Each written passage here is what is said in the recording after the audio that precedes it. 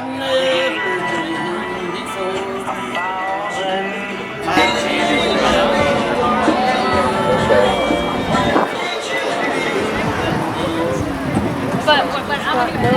I've dreamed about mighty.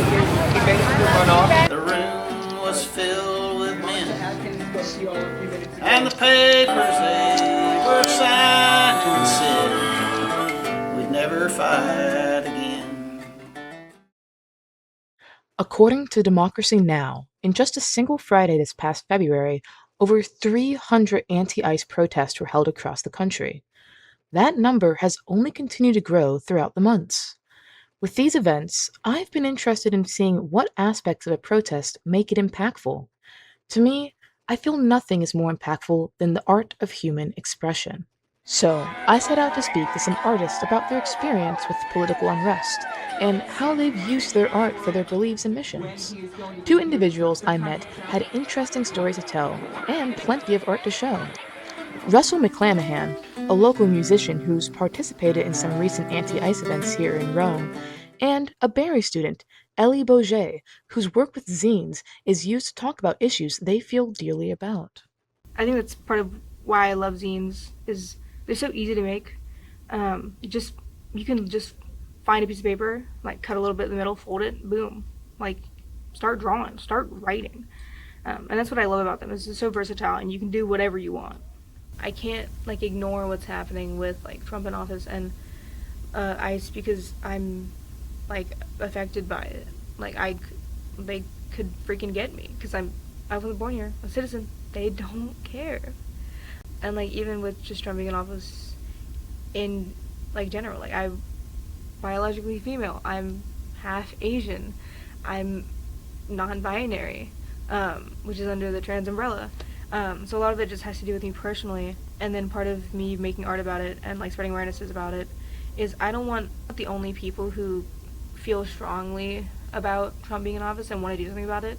I don't think it should just be people who are directly affected by it. I think it should be everybody, even people who are like straight and like white and like men. Like they should still care and be like alarmed. But I feel like really any kind of art that someone does can be used to make a political statement, whether it's like drawing or painting, zines, making songs, writing about it. That's part of the beauty of art, is that you can do anything with art. Some of us just are compelled to do music, and we think we kind of recognize that in each other and don't know why. And part of the inspiration to play music is that you don't have to explain it and you don't have to make excuses for it, you just do it, you know. Well, I've just been outraged by what's going on, but the way that I got involved was because I know the Democratic Party of Floyd County, the chairman, he's a friend of mine, and when I was talking to him and I said, you know, you can use our sound equipment because I have sound equipment, so I ended up going to the protest to set up the sound, and then I got involved because there was nobody there. I was left holding the microphone, so the whole time I was like, would anybody like to say anything? And I ended up being kind of the MC.